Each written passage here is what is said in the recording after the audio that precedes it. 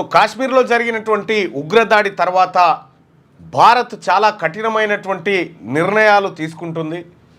భారతదేశంలో ఉన్నటువంటి పాక్ పౌరులందరినీ 48 గంటల్లోగా మా దేశం విడిచి వెళ్లాల్సిందే అనేటువంటి హుకుం జారీ చేసింది.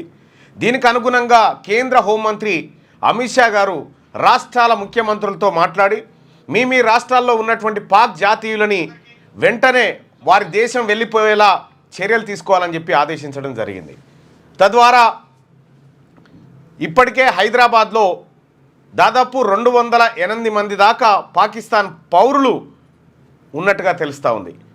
అందులో కొంతమంది బిజినెస్ వీసాల కోసం వీసాలపైన వస్తే మరికొంతమంది మెడికల్ ట్రీట్మెంట్ పరంగా వచ్చినటువంటి వాళ్ళు ఉన్నారు. ఇక తాత్కాలిక షార్ట్ టర్మ్ వీసాల మీద వచ్చినటువంటి వాళ్ళు కొంతమంది ఉన్నారు.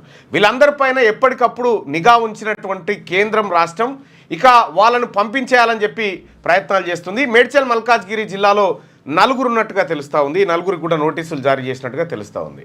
సో మొత్తానికి ఈ భారతదేశంలో ఏ ఒక్క పాకిస్తాన్ పౌరుడు కూడా ఇక్కడ ఉండడానికి వీలు లేదని చెప్పి భారత్ కఠినమైనటువంటి నిర్ణయాలు తీసుకుంది.